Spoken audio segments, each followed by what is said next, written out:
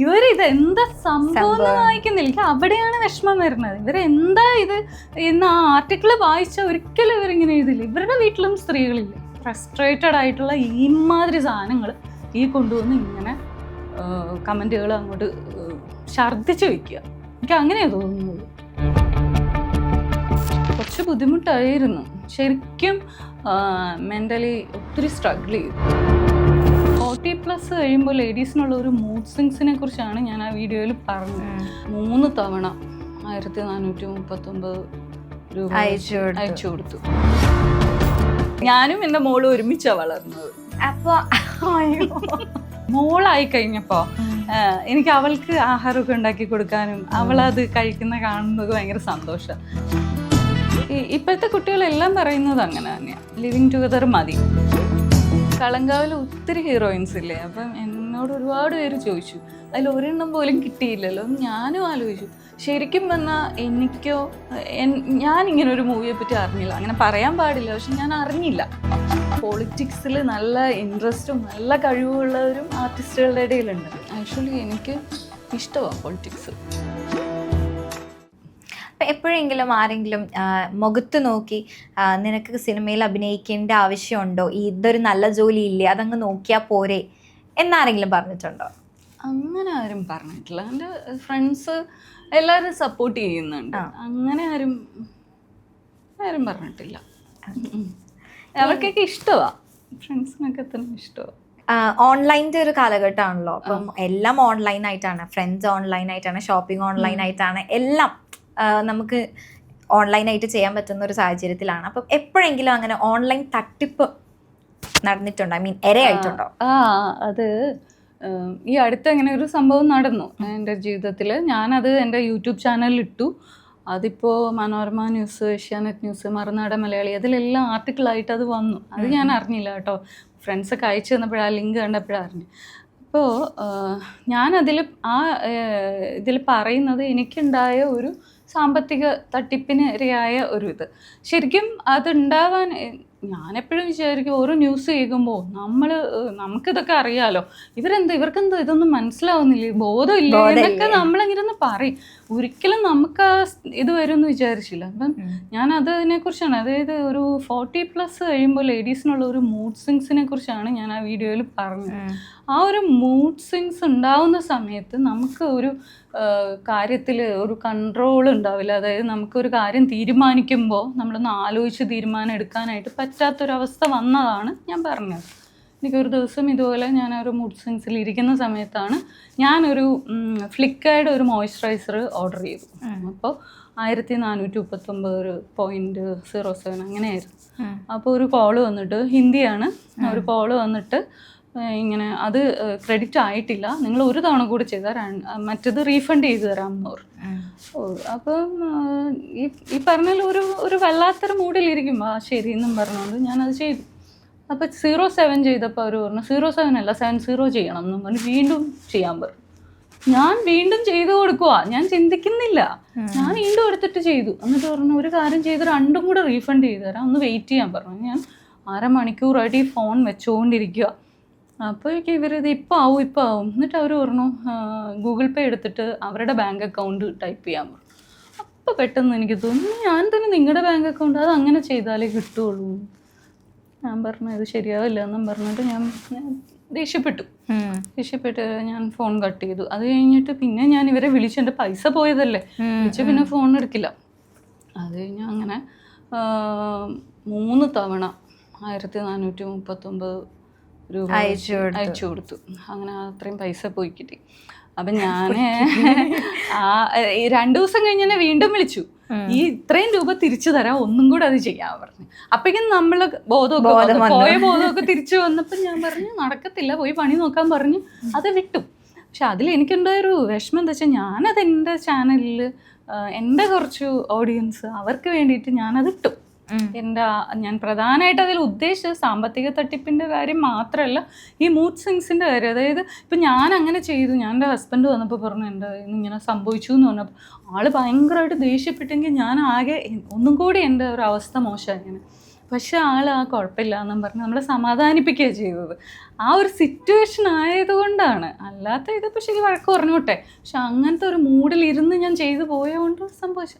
പക്ഷെ ഞാനിതിട്ട് ഇവരെല്ലാം ന്യൂസാക്കുമ്പോൾ ക്യാപ്ഷൻ സാമ്പത്തിക നഷ്ടം ഓൺലൈൻ തട്ടിപ്പിൽ. അന്നൊരു ദിവസം വീട്ടിൽ ആരും ഇല്ലായിരുന്നു, ആ സമയത്താണ് ആ കോൾ വന്നത്. ഇതാണ് അവരുടെ ക്യാപ്ഷനിൽ എഴുതിയിരിക്കുന്നത്. ഈ സംഭവം വായിച്ചിട്ട് അതിൻ്റെ താഴെ കുറേ ചേട്ടന്മാർ വന്നങ്ങ് തുടങ്ങിയില്ലേ, ഇങ്ങനെ വൃത്തികേട് എഴുതി വെക്കുക. ഇവരിത് എന്താ സംഭവം എന്ന് വായിക്കുന്നില്ല. എനിക്ക് അവിടെയാണ് വിഷമം വരുന്നത്. ഇവരെന്താ ഇത് എന്ന് ആ ആർട്ടിക്കിൾ വായിച്ച ഒരിക്കലും ഇവരിങ്ങനെ എഴുതില്ല. ഇവരുടെ വീട്ടിലും സ്ത്രീകളില്ലേ, ഈ ഒരു ഏജിലുള്ളവരുണ്ടല്ലേ, ഇവർക്ക് അമ്മയില്ലേ, ഇവർക്ക് പെങ്ങന്മാരില്ലേ, ഭാര്യയില്ലേ, എന്നിട്ട് ഇത് ഈ 2 വരി വായിച്ചിട്ട് അങ്ങോട്ട് എഴുതി വെച്ചേക്കുവാ. വൃത്തികേട് തന്നെ എഴുതി വെച്ചേക്കുക. സത്യം പറഞ്ഞുണ്ടല്ലോ, ആ സത്യം ഭയങ്കര വിഷമം തോന്നിയ ഒരു കാര്യം. ഇപ്പം ഇവർ ഏഷ്യാനെറ്റ് ആകട്ടെ, മറുനാടൻ മലയാളമാകട്ടെ, മനോരമയാകട്ടെ, ഇവർ ആ ഒരു കാര്യം ജനങ്ങളിലേക്ക് എത്തിച്ചതാണ്. അതൊരു നല്ല കാര്യം അവർ ചെയ്തത്. പക്ഷേ ഈ നമ്മുടെ ഈ ഫ്രസ്ട്രേറ്റഡ് ആയിട്ടുള്ള ഈമാതിരി സാധനങ്ങൾ ഈ കൊണ്ടുവന്ന് ഇങ്ങനെ കമൻറ്റുകൾ അങ്ങോട്ട് ഛർദ്ദിച്ച് വയ്ക്കുക. എനിക്ക് അങ്ങനെയാണ് തോന്നുന്നത്. അങ്ങനെ കുറച്ച് പേരുണ്ടായി പോയി, ഒന്നും ചെയ്യാൻ പറ്റില്ല. അപ്പൊ ഇങ്ങനെയൊക്കെ കേൾക്കുമ്പോ ഹസ്ബൻഡിന്റെ അടുത്ത് ഇതൊക്കെ ഷെയർ ചെയ്യാറുണ്ടോ? ആൾക്കാണ് ബുദ്ധിമുട്ട്. ഇതെങ്ങനെ പറഞ്ഞു അയ്യോ അയ്യോ എന്നും പറഞ്ഞിരിക്കും. അയ്യോ ഇങ്ങനെ വന്നല്ലോ. അപ്പൊ ആളെന്ത് പറയും? അതായത് നീ അത് വായിക്കാൻ നിൽക്കണ്ട, നീ എന്തിനാ കമന്റ് വായിച്ചേ? ശരി, ന്യൂസ് വന്നു, നീ കമന്റ് വായിക്കാതിരുന്നാ പോരെ. മോളാണെങ്കിലും അവിടുന്ന് വിളിച്ചിട്ട് പറയും അമ്മ കമന്റ് നോക്കണ്ട, അവര് കണ്ടതാ, അതുകൊണ്ട് കമന്റ് നോക്കണ്ട. നിങ്ങളുടെ ലവ് മാരേജ് ആയിരുന്നോ? അല്ല, അറേഞ്ച് മാരേജ് ആയിരുന്നു. അറിയായിരുന്നോ ഇങ്ങനെ നല്ല സപ്പോർട്ടീവ് ആയിട്ടുള്ള ഒരു ഹസ്ബൻഡ് ആയിരിക്കും എന്ന്? ഇപ്പൊ ആണെന്ന് തെളിയിച്ചു, പക്ഷെ ആ സമയത്ത് അത് മനസ്സിലായിട്ടാ? ആ സമയത്ത് പിന്നെ നമ്മൾ ഇത്രയും ഭാരിച്ച കാര്യങ്ങളെ കുറിച്ച് ചിന്തിക്കുന്നില്ല. എന്റെ കല്യാണം നടക്കുന്നത് പറഞ്ഞാല് ഡിഗ്രി കഴിഞ്ഞ ഉടനെ തന്നെയായിരുന്നു. പക്ഷെ ചെറുപ്പത്തിലേ നടന്ന കല്യാണം. അതായത് എത്ര വയസ്സില്? 19 വയസ്സിലാണ് കല്യാണം കഴിഞ്ഞു. അപ്പോൾ സംഭവം എന്ന് വെച്ചാല് അന്ന് അമ്മ ഏതോ ഒരു ജോത്സ്യനെ പോയി കണ്ടപ്പോ ഇപ്പൊ കല്യാണം കഴിച്ചില്ല എന്നുണ്ടെങ്കിൽ വർഷങ്ങൾ കഴിയുമെന്ന് പറഞ്ഞു. അപ്പൊ അയ്യോ, അന്നത്തെ കാലത്ത് നമ്മള് ഹിന്ദുസിന്റെ ഇടയില് പെട്ടെന്ന് കല്യാണം കഴിഞ്ഞില്ല, പിന്നെ ഇതിങ്ങനെ നിന്ന് മൂത്ത് പോകും തന്നെ അവസ്ഥ. അതൊക്കെ ആ സിനിമയെ കാണുമ്പോൾ ഞാൻ ആലോചിക്കും, നേരം പിടിച്ച് കെട്ടിച്ചതാ. ശരിക്കും ഒട്ടും ഞാൻ മെച്ചുവേർഡ് അല്ല. കല്യാണം അങ്ങനെയുള്ള ഒരു ഇതൊന്നും ചിന്തിക്കാൻ പോലും ഞാൻ മെച്ചുവേർഡ് അല്ല. വീട്ടിൽ അത്രയും ഒരു കൊഞ്ചലും ഇതുമൊക്കെ ആയിട്ടാണ് വേറൊരു വീട്ടിലേക്ക് കയറി ചെല്ലുന്നത്. അപ്പോൾ എന്താ പറയുക, അന്നൊക്കെ ഈ പറഞ്ഞു കഴിഞ്ഞാൽ ഒത്തിരി സിനിമ കാണുമല്ലോ. നമ്മൾ സിനിമയിൽ കാണുന്നതാണ് കുടുംബജീവിതം എന്നുള്ള ഒരു ഫാന്റസി വേൾഡിലായിരുന്നു. അങ്ങനെയാണ് അവിടെ ചെല്ലുന്നത്. പക്ഷെ പിന്നെ ജീവിതത്തിന്റെ ഒരു കൈപ്പേറിയ യാഥാർത്ഥ്യങ്ങളൊക്കെ ഇങ്ങനെ അറിഞ്ഞു തുടങ്ങിയപ്പോൾ കല്യാണം വേണ്ട, എനിക്ക് വീട്ടിലിരുന്ന ആദ്യമൊക്കെ ഭയങ്കര രസമാണ്. നിറയെ ആഭരണം ഇടുന്നു, പൂ വയ്ക്കുന്നു, സാരി ഉടുക്കുന്നു, എല്ലാവരും ഭയങ്കര സമ്മാനങ്ങൾ കൊണ്ടുവരുന്നു, എല്ലാ വീടുകളിലും പോകണം. കല്യാണം എന്ന് പറഞ്ഞു ഭയങ്കര രസമാണ്. പിന്നെ മനസ്സിലായത് അത്ര സുഖമുള്ളൊരു കാര്യമല്ല, മനസ്സിലായി. അല്ല, ഇപ്പോഴത്തെ കുട്ടികൾക്കൊന്നും കല്യാണം വേണമെന്നേ ഇല്ല. അവർക്ക് അവരുടേതായ ലക്ഷ്യങ്ങൾ. കല്യാണം അല്ല അവരുടെ കുട്ടികൾ എന്നൊക്കെ പറയുമ്പോ എന്നെ അടക്കാൻ അതെ, എനിക്കെന്തോ ഞാൻ ഭയങ്കര ഈസ്റ്റായ ഒരു ഫീൽ. അല്ല, കുട്ടി അടക്കം തന്നെയാ ഞാൻ പറഞ്ഞ പോരെ. അതെ അല്ല ഞാൻ പറഞ്ഞത്. അവർക്ക് അവരുടെ കരിയർ വലിയ ഇതിൽ അവരുടെ കരിയർ ഗ്രോത്ത്. കല്യാണം അല്ല അവരുടെ ലൈഫില്. അതെ, കല്യാണം ഇസ് നോട്ട് ഫൈനൽ. ഞങ്ങൾ പെട്ടെന്ന് മെച്യൂർഡായി. അതെ. അല്ല, ഇപ്പൊ എല്ലാരും പറയുമല്ലോ ഈ പുതിയ പിള്ളേർക്ക് മെച്യൂരിറ്റി ഇല്ല. പക്ഷെ എനിക്ക് ചില കാര്യങ്ങൾ സംസാരിക്കുമ്പോൾ എൻ്റെ മോളോടോ ഒക്കെ സംസാരിക്കുമ്പോൾ നമ്മളെക്കാളും വെച്ചാൽ എന്നെക്കാളും അവര് മെച്യൂർഡാണ്. നമ്മളെക്കാളും എന്ന് പറയാം, എന്നെക്കാളും മെച്യൂർഡാണ്. ഞാനൊന്നും ഒട്ടും അല്ല. ഞാൻ ചില കാര്യത്തിൽ അവരുടെ അഡ്വൈസ് ഞാൻ ചോദിക്കാറുണ്ട്, കാരണം അവർ പറയുന്നത് കറക്റ്റ് ആയിരിക്കും. ആദ്യത്തെ കുട്ടി എപ്പോഴായിരുന്നു? 20ാമത്തെ വയസ്സിൽ, 1 വർഷത്തിനുള്ളിൽ കുട്ടിയായി. ഞാനും എൻ്റെ മോളും ഒരുമിച്ചാണ് വളർന്നത്. അപ്പൊ മാനസികമായിട്ട് പരീക്ഷയ്ക്കൊക്കെ എപ്പോഴാണ് പ്രിപ്പയർ? അത് കഴിഞ്ഞ് മോളായി കഴിഞ്ഞിട്ട് പ്രിപ്പയർ ചെയ്തെങ്കിലും ഇടയ്ക്ക് വെച്ചാൽ മുടങ്ങി. പിന്നെ മോനായി കഴിഞ്ഞിട്ടാണ് പിന്നെയും പ്രിപ്പറേഷനും കാര്യങ്ങളൊക്കെ മോള് പിന്നെയും കുഴപ്പമില്ല, പഠിക്കാനിരിക്കുമ്പോൾ അവൾക്ക് ഒരു ബുക്കും ഒരു പെൻസിലും കൊടുത്ത് അതും കൊണ്ട് പോയിക്കോളും. മോൻ അങ്ങനെയല്ല, അവന് ബുക്ക് ഇഷ്ടമല്ല. അത് പിന്നെ ഭാവിയിലും അവന് പഠിക്കാൻ വലിയ താല്പര്യമൊന്നും ഇല്ലായിരുന്നു. അപ്പോൾ ഞാൻ പഠിച്ചുകൊണ്ടിരിക്കുമ്പോൾ ബുക്കൊക്കെ വലിച്ചെറിഞ്ഞോളെ. അപ്പോൾ ഇവൻ ഉറങ്ങിയിട്ട് ഒരു 12 മണിയൊക്കെ കഴിഞ്ഞിട്ടിരുന്നാൽ ഞാൻ പഠിച്ചുകൊണ്ടിരുന്നത്. അപ്പം അതാണ് ഞാൻ നേരത്തെ പറഞ്ഞത്, ഞാൻ കഷ്ടപ്പെട്ട് പഠിച്ചു കിട്ടിയ ജോലി ആയതുകൊണ്ട് എനിക്ക് എൻ്റെ ജോലി അത്ര റെസ്പെക്റ്റുമാണ്, അത്ര ഇഷ്ടവുമാണ്. മക്കളെ നോക്കി പഠിക്കുകയും ചെയ്തു. ആ സമയത്ത് അപ്പൊ പോസ്റ്റ്മോർട്ടം ഡിപ്രഷനൊക്കെ ശരിക്കും ഉണ്ടായിട്ടുണ്ട്. മോളൊക്കെ ഉണ്ടായി കഴിഞ്ഞിട്ട് അങ്ങനെ ഒരു സംഭവമുണ്ട്. പക്ഷെ ഞങ്ങളുടെ ആ ഒരു ടൈമിൽ ഇങ്ങനെ ഒരു വാക്ക് നമ്മൾ കേട്ടിട്ടില്ല. പക്ഷെ നമുക്ക് ബുദ്ധിമുട്ട് വരുന്നുണ്ട്. ഇത് അപ്പം നമ്മളുടെ ക്യാരക്ടറിന്റെ കുഴപ്പം. ഞങ്ങൾ തമ്മിലൊക്കെ വഴക്കൊക്കെ ഉണ്ടായിട്ടുണ്ട് കേട്ടോ. സഹിച്ചേണ്ട അമ്മ കേൾക്കുകയാണെങ്കിൽ അമ്മയ്ക്കറിയാം അന്നൊക്കെ അനുഭവിച്ചു. മുട്ട വഴക്കൊക്കെ നടക്കും. പക്ഷെ ഈ ഒരു പ്രശ്നം നമുക്ക് മനസ്സിലാവുന്നില്ല കേട്ടോ. ഇപ്പം ഞാൻ ആലോചിക്കുന്നുണ്ട് ഇതാണ്. കാരണം ഞാൻ വിചാരിച്ചു എന്ത് സ്വഭാവം എന്താ ഇങ്ങനെ, എനിക്ക് മാത്രം എന്താ ഇങ്ങനെ ടെൻഷനും ദേഷ്യവും. ഇപ്പൊ എനിക്ക് മനസ്സിലാവുന്നുണ്ട്. വീഡിയോസ് ഒക്കെ കണ്ടിട്ട് എനിക്കിപ്പോ ആക്ച്വലി എനിക്ക് തന്നെ ആലോചിക്കാം, എന്റെ വയറൊക്കെ വലുതാവുന്നു. അത് കഴിഞ്ഞിട്ട് അത് വരുമ്പോൾ സ്ട്രെച്ച് മാർക്സും കാര്യങ്ങളും ഒന്നും ആക്ച്വലി ഇമാജിൻ ചെയ്യാൻ പറ്റുന്നില്ല. അപ്പം ആ ഒരു സ്റ്റേജ് എങ്ങനെ ഓവർകം ചെയ്തത്? ഇതാ ഞാൻ പറഞ്ഞത്, കുറച്ച് ബുദ്ധിമുട്ടായിരുന്നു ശരിക്കും. മെൻ്റലി ഒത്തിരി സ്ട്രഗിൾ ചെയ്തു അതിൽ നിന്ന് ഇതൊക്കെ. ഇപ്പോഴത്തെ കുട്ടികൾക്ക് കുറച്ചുകൂടി ഇപ്പം ഇങ്ങനെ ഒരു ഇതുണ്ട്, അതുകൊണ്ട് സപ്പോർട്ട് ഭയങ്കരമായിട്ട് കിട്ടും. പക്ഷെ അന്ന് ഇങ്ങനത്തെ ഒരു ഇത് കേട്ടില്ലോ, അവൾക്ക് അഹങ്കാരമാണ്, അങ്ങനെ പറയത്തുള്ളൂ. അപ്പം ആ ഒരു ഇതിൽ ഞാൻ ശരിക്കും സ്ട്രഗിൾ ചെയ്തിട്ടുണ്ട്, മെൻ്റലി നന്നായി സ്ട്രഗിൾ ചെയ്തു. ഇപ്പം മോൻ ഉണ്ടായതിനു ശേഷമല്ലേ PSC പരീക്ഷ. അപ്പം മോൻ ഉറങ്ങുന്ന ഒരു ടൈം എന്ന് പറയുന്നത് ആ ഒരു ടൈമിൽ നമുക്ക് പ്രെഡിക്റ്റ് ചെയ്യാൻ പോലും പറ്റില്ല, കുഞ്ഞുമാവ് എപ്പോഴാണോ ഉറങ്ങുക എന്നുള്ളത്. അതെങ്ങനെയായിരുന്നു മാനേജ് ചെയ്തത്? കാരണം അവൻ ഉറങ്ങുന്ന ആ ഒരു ടൈമിലല്ലേ നമുക്കും ഉറങ്ങാൻ പറ്റുള്ളൂ. അത് വെച്ചാല് ഉറക്കം എനിക്കപ്പോൾ രാത്രി കുറവാ, ഞാൻ പഠിക്കും അന്നേരം. അവനെ ജോലി ഉണ്ടാവും പകല്. അന്നൊക്കെ ഞാൻ അടുക്കള കയറും കേട്ടോ. കാരണം വേറൊന്നും കൊണ്ടല്ല, അന്നൊരു ചേച്ചി ഉണ്ട് സഹായിക്കാൻ, എങ്കിൽ പോലും ഞാൻ കയറും. അന്ന് എനിക്ക് വലിയ കുഴപ്പം തോന്നില്ല. എന്നെ വേറെ കാര്യം വെച്ചാലേ, മോളായി കഴിഞ്ഞപ്പോ എനിക്ക് അവൾക്ക് ആഹാരമൊക്കെ ഉണ്ടാക്കി കൊടുക്കാനും അവളത് കഴിക്കുന്ന കാണുന്നത് ഭയങ്കര സന്തോഷം. അന്ന് എനിക്കത് ഇഷ്ടമാണ്. അപ്പൊ അതുകൊണ്ട് പകലെല്ലാം അടുക്കളയിൽ, രാത്രി കുഞ്ഞ് ഉറങ്ങിക്കഴിഞ്ഞ് ഞാൻ ബുക്ക് ഇങ്ങനെ എടുത്ത് റെഡിയാക്കി വെച്ചേക്കാം. അവൻ എപ്പോൾ ഉറങ്ങുന്നോ അന്നേരം അവൻ്റെ അടുത്ത് കിടന്നിട്ട് ഈ ബുക്ക് ഇങ്ങനെ തുറന്ന് ഞാൻ പഠിക്കും. ഒരു 2-3 മണി വരെയൊക്കെ പഠിച്ചിട്ട് പിന്നെ രാവിലെ 7 മണിയാകുമ്പോഴേക്കും ക്ലാസ്സിന് പോകും. അങ്ങനെയായിരുന്നു ആ ഒരു കാലഘട്ടം. ശരിക്കും കല്യാണത്തിന് മുന്നേ പെൺകുട്ടികൾക്ക് ഫൈനാൻഷ്യൽ സ്റ്റെബിലിറ്റി വേണം എന്ന് തോന്നിയിട്ടുണ്ടോ? അപ്പോൾ കല്യാണത്തിന് ശേഷമാണല്ലോ ചേച്ചി പഠിച്ചത്. അപ്പം ആ ഒരു ഡിഫറൻസ് ആലോചിച്ചിട്ടുണ്ടോ എപ്പോഴെങ്കിലും? കല്യാണത്തിന് ഇപ്പൊ എനിക്കത് തോന്നുന്നുണ്ട്. കല്യാണത്തിന് മുമ്പേ എന്താ പറയുക, അവരൊരു ജോലി വാങ്ങണം, എങ്കിൽ മാത്രമേ അവർക്ക് എവിടെ പോയാലും ആ ഒരു വില കിട്ടും. അവരൊരു കല്യാണം കഴിക്കുന്നുണ്ടെങ്കിൽ, കല്യാണം കഴിച്ച ആ ഫാമിലിയിൽ പോയാലും അവർക്കൊരു വില കിട്ടണമെങ്കിൽ അവർ ജോലി വാങ്ങണം. പിന്നെ അത് മാത്രമല്ല, ഇത്രയും നാളത്തെ അവരുടെ എഡ്യൂക്കേഷൻ വെറുതെ ആയി പോകരുത്. എന്തെങ്കിലും ഒരു ഇഷ്ടമുള്ള ഒരു ജോലിയിൽ അവർ എൻഗേജ്ഡ് ആവണം. ഇപ്പൊ ഭയങ്കര നോർമലൈസ്ഡ് ആയിട്ടുള്ള ഒരു കാര്യമാണ് ലിവിങ് ടുഗെദർ. അതിനെ സപ്പോർട്ട് ചെയ്യുന്നുണ്ടോ?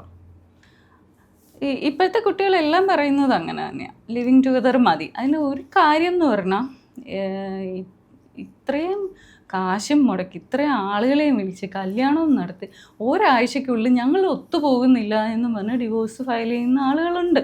അപ്പം എന്തുകൊണ്ടും ഒരുമിച്ച് താമസിക്കും. നമ്മൾ ഈ പ്രേമിച്ച് നടക്കുമ്പോൾ എനിക്ക് തോന്നുന്നില്ല എപ്പോഴും നല്ല വശങ്ങൾ മാത്രമേ പുറത്തു വരുള്ളൂ, ആ ഉള്ളിലുള്ള യഥാർത്ഥ സ്വഭാവം ഒന്നും പുറത്തു വരില്ല. ഒരുമിച്ചൊരു വീട്ടിൽ താമസിച്ച് തുടങ്ങുമ്പോൾ അതെല്ലാം വരും. അപ്പോൾ കുറച്ച് കഴിയുമ്പോൾ മനസ്സിലാവും ഇത് ശരിയാവുന്നില്ലെങ്കിൽ എന്തിനാ നമ്മളുടെ ആകെയുള്ള ഒരു ലൈഫ് നമുക്ക് ഇഷ്ടമില്ലാത്ത ഒരാളുടെ കൂടെ എന്തിനു ജീവിക്കണം, നമുക്ക് പിരിയാം, അതിൽ കുഴപ്പമൊന്നുമില്ല. അപ്പം ഇവിടെ ഇപ്പോൾ ഒരു ഡിവോഴ്സ് കേസൊക്കെ ഒന്ന് ഇതായി വരണമെങ്കിൽ എത്ര നാളെടുക്കും, അത്രയും നാൾ ഇവരുടെ ട്രോമയാണ് അല്ലേ. അതൊന്നൊക്കെ ഒഴിവാക്കാം. ലിവിങ് ടുഗെദർ ആണോ, ഓക്കെ, ഇഷ്ടമില്ലെങ്കിൽ വേണ്ട. പിന്നെ വീട്ടുകാരെ സംബന്ധിച്ച് ഇപ്പം നാളെ എൻ്റെ മോള് കല്യാണം കഴിക്കുമോ, അവൾക്ക് ഇഷ്ടമില്ല, കല്യാണം കഴിക്കാൻ താല്പര്യമില്ല, അപ്പം എനിക്കറിയില്ല നാളെ അവൾ എന്താ തീരുമാനിക്കുന്നതെന്ന് എനിക്കറിയില്ല. പക്ഷെ നാളെ മോനോ മോളോ ലിവിങ് ടുഗെദർ റിലേഷൻഷിപ്പ് തുടങ്ങാണ് എന്ന് അമ്മേനോട് പറയുന്ന ഒരു സിറ്റുവേഷനെ പറ്റി ആലോചിച്ചിട്ടുണ്ടോ? അതെന്താ അറിയോ, നമ്മൾ ഈ കുട്ടികളെ വളർത്തുന്നതൊക്കെ ഒരു സ്വതന്ത്രമായ ഒരു വ്യക്തി എന്നുള്ള രീതിയിൽ നമ്മൾ വളർത്തിക്കൊണ്ട് വന്നിരിക്കുന്നത്. അപ്പം അവർക്ക് അവരുടേതായ അഭിപ്രായങ്ങളും കാര്യങ്ങളുണ്ട്. നാളെ എൻ്റെ മോൾ എങ്ങനെ പറയുമ്പോൾ എനിക്ക് വിഷമം ഉണ്ടാവും. കാരണം അവളുടെ ഒരു കല്യാണം എന്ന് പറഞ്ഞാൽ എൻ്റെ ഒരു ഡ്രീമാണ്. എല്ലാ പേരൻസിൻ്റെയും ഡ്രീമാണ് കുട്ടികളുടെ കല്യാണം. നമ്മളെല്ലാവരെയും വിളിക്കുന്നു, ആ കല്യാണം നടത്തുന്നു. അത് നമ്മുടെ ഒരു സ്വപ്നമല്ലേ. അപ്പോൾ അത് നടക്കാതെ പോകുമ്പോൾ എനിക്ക് വിഷമം ഉണ്ടാവും എന്ന് കരുതി എൻ്റെ സന്തോഷത്തിന് വേണ്ടി അവളുടെ സന്തോഷം ഞാൻ കളയാൻ ഉദ്ദേശിക്കുന്നത്. അവൾക്ക് എന്താണോ ഇഷ്ടം, അവൾക്ക് ഞാൻ ആവശ്യം പോലെ വിദ്യാഭ്യാസം കൊടുത്തിട്ടുണ്ട്. അപ്പോൾ ചിന്തിച്ച് തീരുമാനം എടുക്കാൻ അതിനുള്ള ഇത് ഞാൻ കൊടുത്തിട്ടുണ്ട്. അപ്പോൾ അവൾ അതിൽ നിന്ന് എന്താണോ ചിന്തിക്കുന്നത്, അവൾക്ക് നല്ലത് എന്താണോ അത് ഞാൻ സപ്പോർട്ട് ചെയ്യും. ഇപ്പൊ പണ്ടത്തെ സംബന്ധിച്ച് നോക്കുമ്പോൾ ഇൻസ്റ്റഗ്രാം റീൽസും ഫേസ്ബുക്കും ഒക്കെ ഉള്ളതുകൊണ്ട് സിനിമയിൽ കയറാൻ അല്ലെങ്കിൽ സ്വന്തം ടാലൻസ് കാണിക്കാനായിട്ട് കുറച്ചുകൂടി എളുപ്പമാണെന്ന് ഫീൽ ചെയ്യാറുണ്ടോ? ഉണ്ട്. ഇപ്പോഴത്തെ കുട്ടികൾക്ക് കുറച്ചും കൂടി എക്സ്പോഷർ ഉണ്ട്, പണ്ടത്തെ പോലെയല്ല. അത് കുറച്ചും കൂടി മലയാള സിനിമ എന്നുള്ള അല്ല, സിനിമയിലേക്ക് കയറാൻ എളുപ്പമായിരിക്കുമോ? അങ്ങനെ എപ്പോഴെങ്കിലും അനുഭവം ഉണ്ടായിട്ടുണ്ടോ ഇന്ന റീല് കണ്ടതുകൊണ്ട്? ഇപ്പൊ റീല് ചെയ്യുന്ന ഒരാളിന് നല്ലൊരു ആക്ടർ ആവാൻ പറ്റണം എന്നില്ല. റീല് ചെയ്യാന്ന് പറഞ്ഞാൽ നമ്മുടെ ഒരു കംഫർട്ട് സോണിൽ നിന്നാ ചെയ്യുന്നത്. പക്ഷേ ആക്ടിങ് എന്ന് പറയുമ്പോൾ നമ്മൾ ചിലപ്പോൾ ഒരുപാട് ആളുകളുടെ മുമ്പിലായിരിക്കും. അവർക്ക് ഒരു ആൾക്കൂട്ടത്തിന് മുമ്പിൽ നിന്ന് ക്യാമറയെ ഫേസ് ചെയ്യാൻ പറ്റണം എന്നില്ല. അപ്പോൾ അതുകൊണ്ട് പക്ഷേ ട്രെയിൻ ചെയ്താൽ അവർക്ക് നടക്കും. പക്ഷെ അവർക്കൊരു ഓപ്പണിങ് കിട്ടാനുള്ള ഒരു വഴിയാണ് ഇത്തരം റീലുകളും ഒക്കെ. ഇപ്പോൾ ഫസ്റ്റ് ടൈം സെറ്റിൽ പോയപ്പം നമുക്കറിയില്ലല്ലോ, നേരത്തെ നമ്മൾ പറഞ്ഞ പോലെ കംഫർട്ട് സോണിലാണ് നമ്മൾ എല്ലാ കാര്യവും ചെയ്തുകൊണ്ടിരുന്നത്. അപ്പം അല്ലാത്ത ഒരു സിറ്റുവേഷൻ വന്നപ്പം എന്തായിരുന്നു മനസ്സിൽ? ഞാൻ ആദ്യമായിട്ട് മേപ്പടിയാൻ്റെ സെറ്റിലാണ് പോണേ. അപ്പോൾ ചെന്നപ്പോഴത്തേക്ക് ഒരു ഡിസ്നി വേൾഡ് പോലെയാണ്. എനിക്കാകെ അത്ഭുതങ്ങളാണ് ഇതൊക്കെ കാണുമ്പോൾ. ഈ വലിയ വലിയ ലൈറ്റ് എടുത്ത് കുറേ ചേട്ടന്മാർ പോകണു, അങ്ങോട്ടോടുന്നു ഇങ്ങോട്ടോടുന്നു, ആകെ ബഹളം.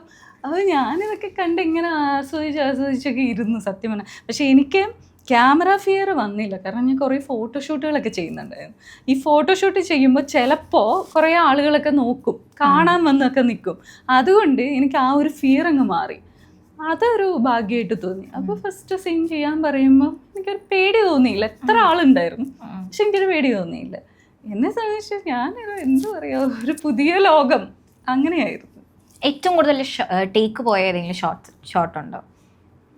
ഏറ്റവും കൂടുതൽ ടേക്ക് പോയ ഷോട്ട് അതിപ്പോൾ ഫോട്ടോഷൂട്ടിലായാലും, ഫോട്ടോഷൂട്ടിലല്ല റീലെടുക്കുമ്പോഴായാലും. ഫോട്ടോഷൂട്ടിലൊന്നും അങ്ങനെ. സിനിമയിലായാലും ഫോട്ടോഷൂട്ടിൽ എങ്ങനെയുണ്ടാവും വെച്ചാൽ എന്നോട് ഇവർ പറയും, ഫോട്ടോഗ്രാഫേഴ്സ് പറയും പല്ലെല്ലാം കാണിച്ച് ഉറക്കച്ചിരിക്കുന്നൊക്കെ പറയുമല്ലോ. അപ്പോൾ എനിക്ക് വരത്തില്ല, എനിക്കത് ചിരി വരത്തില്ല. അപ്പം ഞാനിങ്ങനെ ചിരിക്കുമ്പോൾ അവർക്ക് ആ ചിരി പോരാന്ന് പറയും. അങ്ങനെയാണ് ഫോട്ടോഷൂട്ടിൽ ഞാൻ പറയും എനിക്ക് പല്ല് കാണിച്ച് ചിരിക്കാൻ പറ്റത്തില്ല. ഇപ്പം എന്നോട് ഇതൊന്നും പറയാതെ ഞാൻ അറിയാതെ ഒന്ന് ചിരിക്കും. പക്ഷെ ഞാൻ പറയുമ്പോൾ ഞാൻ ഭയങ്കര കോൺഷ്യസ് ആയിട്ട് അതേ ഉള്ളൂ. സിനിമയിൽ പിന്നെ എനിക്കങ്ങനെ ഭയങ്കര ഹെവിയായ ക്യാരക്ടേഴ്സ് ഒന്നും അങ്ങനെ വന്നിട്ടില്ല, തുടങ്ങിയിട്ടല്ലേ ഉള്ളൂ.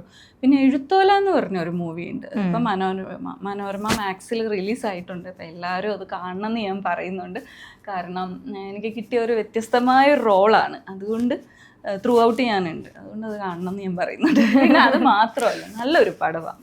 നമ്മുടെ പഴയ കേരളത്തിലെ പഴയ ഒരു ഈ അക്ഷരം പഠിപ്പിക്കുന്ന ആശാട്ടിമാരെന്ന് പറയും, കുറേ സ്ഥലങ്ങളിലുള്ളവർക്കറിയാം. അവരുടെ ഒരു കഥയാണ്. അപ്പം അവരൊക്കെ ഇപ്പോൾ അന്യം നിന്ന് പോയെന്ന് തന്നെ പറയാം. അങ്ങനെ ആരുമില്ല. പണ്ട് ഈ അംഗനവാടികൾ അല്ലെങ്കിൽ പ്ലേ സ്കൂള് ഒന്നും അല്ല, ആശാട്ടിമാരല്ല. അവരെ വീട്ടിൽ കൊണ്ടാക്കും. അവർ കുട്ടികൾ ഭയങ്കര സേഫായിരിക്കും അവിടെ. അവരക്ഷരമൊക്കെ പഠിപ്പിച്ച് കളികളൊക്കെ കളിച്ച് അങ്ങനെയുള്ള ആ ഒരു കഥയാണ് അതിൽ പറയുന്നത്. അപ്പോൾ നിഷ ചേച്ചിയുടെ മരുമോളായിട്ടാണ്. അപ്പം ഞാനെന്ന് പറഞ്ഞാൽ മില്ലിലൊക്കെ ജോലിക്ക് പോകുന്ന ഒരു ക്യാരക്ടറാണ്. എൻ്റെ ഒക്കെ കോസ്റ്റ്യൂമൊക്കെ ആ ഒരു രീതിയാണ്. അപ്പോൾ അതിലാണ് എനിക്കൊരു വിധം ത്രൂ ഔട്ട് ക്യാരക്ടറും ഒക്കെ കിട്ടിയിരിക്കുന്നത്. ബാക്കിയുള്ളതിലൊന്നും നമ്മൾ ഇങ്ങനെ ഇപ്പം വിജയരാഘവൻ സാറിൻ്റെ വൈഫായിട്ടുണ്ട് ആഘോഷം മൂവിയിൽ. വിജയരാഘവൻ സാറിന്റെ കൂടെ നല്ല ടെൻഷനായിരുന്നു എനിക്ക്. അത്രയും senior ആയിട്ടുള്ള ഒരാൾ. അതിന്റെ നല്ല ടെൻഷൻ. സാറ് ഭയങ്കര കൂളാണ് കേട്ടോ. സാറ് എനിക്ക് എന്നിട്ട് അവിടെ നിന്ന് ബ്രീത്തിങ് എക്സസൈസ് ഒക്കെ പഠിപ്പിച്ചു തരും. ടെൻഷൻ വേണ്ട, ഇങ്ങനെയാണ്. അതുപോലെ എന്നെ തല്ലാൻ വരുന്ന ഒരു സീനുണ്ട്. സാർ ഇങ്ങനെ പറഞ്ഞു, ഞാൻ എൻ്റെ കയ്യിൽ നിന്ന് എന്തെങ്കിലുമൊക്കെ എടുത്തിടും, പേടിക്കണ്ടെന്ന് പറഞ്ഞു. പക്ഷെ ഞാൻ ആ സമയം മറന്നുപോയി. തല്ലാൻ വരുന്ന സീനു അലറി വിളിച്ചൊരു വരവ്, ഞാൻ ശരിക്കും വിറച്ചുപോയി. അത് കറക്റ്റായിട്ട്. പക്ഷെ DOP വരെ വിറച്ച കൊണ്ട് കൈ അത്. പക്ഷെ ആ സീൻ നന്നായി ചെയ്തെങ്കിലും സിനിമയ്ക്ക് ലെങ്ത് കൂടുതലാണെന്ന് പറഞ്ഞ ആ സീൻ അവർ കട്ട് ചെയ്തു. നമ്മളിത് കാണുന്നുണ്ടെങ്കിൽ എനിക്ക് നല്ല വിഷമമുണ്ട്. കാരണം അത് നല്ല രസമായിട്ട് ചെയ്തൊരു സീനായിരുന്നു. അങ്ങനെയൊക്കെ തന്നെ. കൂടുതൽ ടേക്കൊന്നും ദൈവാനുഗ്രഹിച്ച് ഇതുവരെ 1, 2 അല്ലെ 3 അതിനുള്ളിൽ ശരിയാവാറുണ്ട്. ഇതേപോലെ വ്യത്യസ്ത റോൾ, ഇപ്പം നേരത്തെ പറഞ്ഞ പോലെ എഴുത്തോല എന്ന് പറഞ്ഞ സീരീസിൽ നല്ലൊരു വ്യത്യസ്ത റോളാണല്ലോ ചെയ്തത്. അതേപോലെ ഏതെങ്കിലും റോള് വരണം എന്ന ആഗ്രഹമുണ്ടോ? എനിക്ക് തോന്നുന്നു നമ്മളെ കംഫർട്ട് സോൺ വിട്ടിട്ടുള്ള ക്യാരക്ടേഴ്സ് വന്നാലല്ലേ നമുക്ക് കൂടുതൽ സാധ്യതകളുള്ളത്. ഇപ്പം ഞാൻ ഖലീഫ എന്ന് പറഞ്ഞ മൂവി ഇപ്പം ചെയ്യുന്നുണ്ട്. ഖലീഫയിൽ ഒരു മുസ്ലിം ക്യാരക്ടറാണ്, കുറച്ച് ഏജ്ഡ് ആയിട്ടുള്ള ഒരു ക്യാരക്ടറാണ്. അപ്പോൾ അതിൽ ഷൂട്ട് നടക്കുന്നതേ ഉള്ളൂ. അപ്പം അതിൽ നമ്മൾ കൊണ്ടുവരുന്ന മാനറിസങ്ങളൊക്കെ അങ്ങനത്തെ ഒരു മുസ്ലിം ലേഡി, ഈവൻ തട്ട വിടുന്ന പോലും ആ ഒരു സ്റ്റൈലൊക്കെ ഉണ്ട്. പിന്നെ വൈശാഖ് സാറാണ് പുലിമുരുകൻ്റെ ഡയറക്ടർ, സാറാണ് ഡയറക്ഷൻ.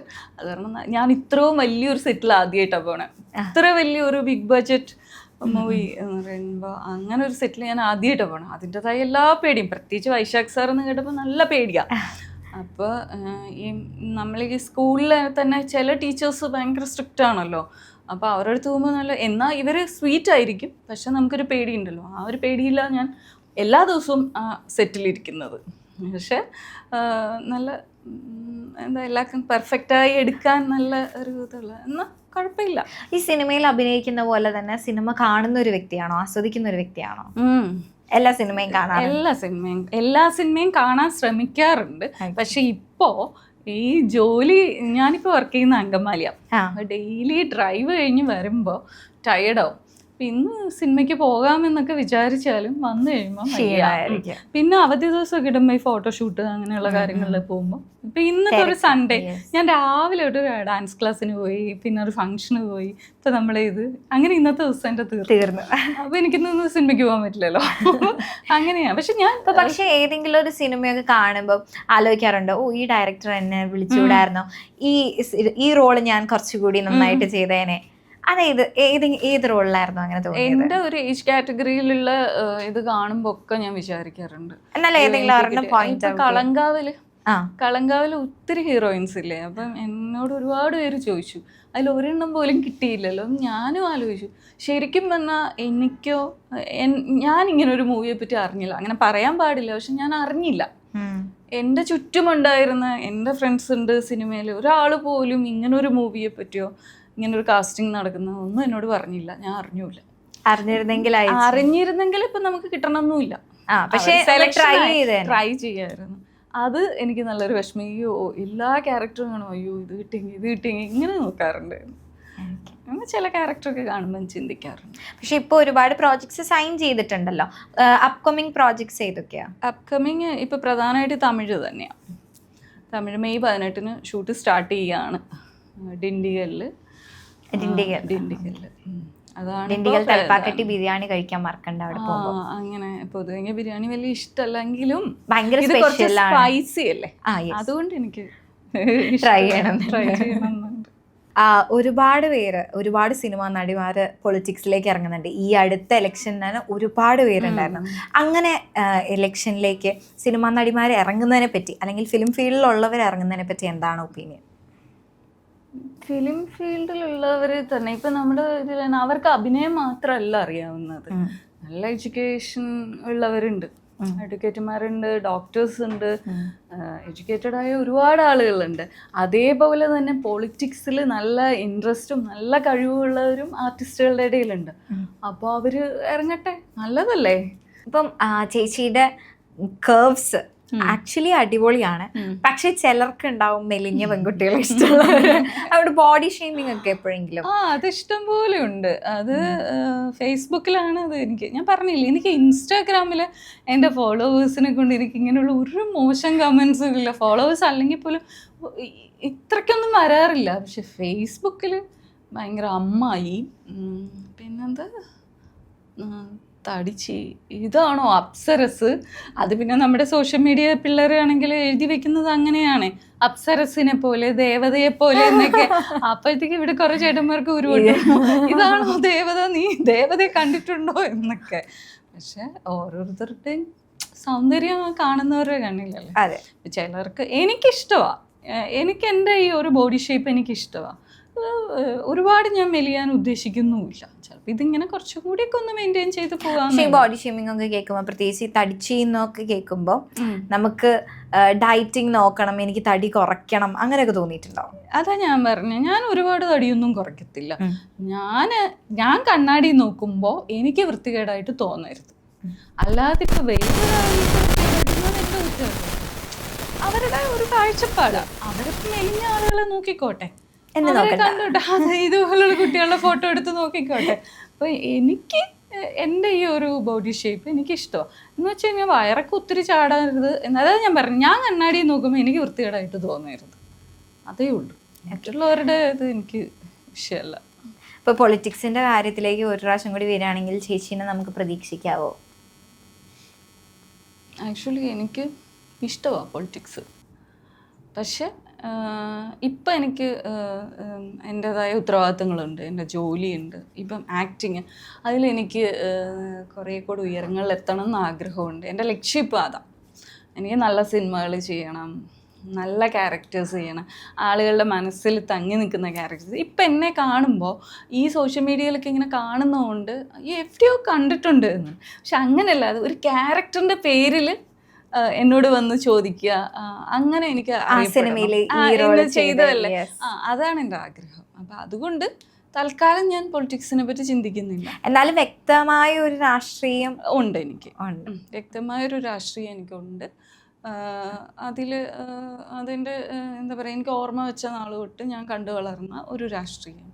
എൻ്റെ അമ്മാവനും ഒക്കെ കുറച്ചൊരു പൊളിറ്റിക്സിലൊക്കെ ഉണ്ടായിരുന്ന ആൾ. അപ്പം അത് അമ്മാവൻ്റെ പേര് വേണുഗോപാൽ, മരിച്ചുപോയി. പൊളിറ്റിക്സിലൊക്കെ ഉണ്ടായിരുന്നു. അപ്പോൾ എനിക്ക് ഈ പറഞ്ഞ പോലെ ഒരു രാഷ്ട്രീയ ഒരു വിശ്വാസവും കാര്യങ്ങളും ഉണ്ട്. പൊളിറ്റിക്സ് എനിക്ക് ഇഷ്ടമുള്ളൊരു കാര്യം. വേറൊന്നുമല്ല, നമുക്ക് നമ്മുടെ സൊസൈറ്റിയിൽ തന്നെ ഒരുപാട് കാര്യങ്ങൾ ചെയ്യാനുണ്ട് ഈ പൊളിറ്റീഷ്യൻസിന്. പക്ഷെ ഇപ്പോഴത്തെ കാലത്ത് എത്ര പേര് അതിനോട് നീതി പുലർത്തുന്നു എന്ന് പറയാൻ പറ്റത്തില്ല. പൊളിറ്റിക്സ് കാശുണ്ടാക്കാനുള്ള ഒരു ഇതായിട്ട് കാണുന്നവരും ഉണ്ട്. പക്ഷെ ഇപ്പം ചേച്ചിക്ക് ഒരു ചാൻസ് കിട്ടാണ്, ഏത് ഇലക്ഷന് നിൽക്കാൻ വേണ്ടിയിട്ട് 3 പൊളിറ്റിക്കൽ പാർട്ടീസിൽ ഏത് പൊളിറ്റിക്കൽ പാർട്ടി ആയിരിക്കും ചേച്ചി ചൂസ് ചെയ്യുക? അതിപ്പം ഞാൻ പറഞ്ഞു ശരിയാകത്തില്ല. ഏതു ആവാം എന്നൊന്നും ഞാൻ പറയത്തില്ല. ഞാൻ അങ്ങനെ നിൽക്കുവാണെങ്കിൽ ഞാൻ വിശ്വസിക്കുന്ന ഒരു പാർട്ടിയുണ്ട്, അതേ ഉള്ളൂ എനിക്ക് താല്പര്യം. അല്ലാതെ ഏതെങ്കിലും ഒരെണ്ണത്തിൽ പോയി ഞാൻ നിൽക്കില്ല.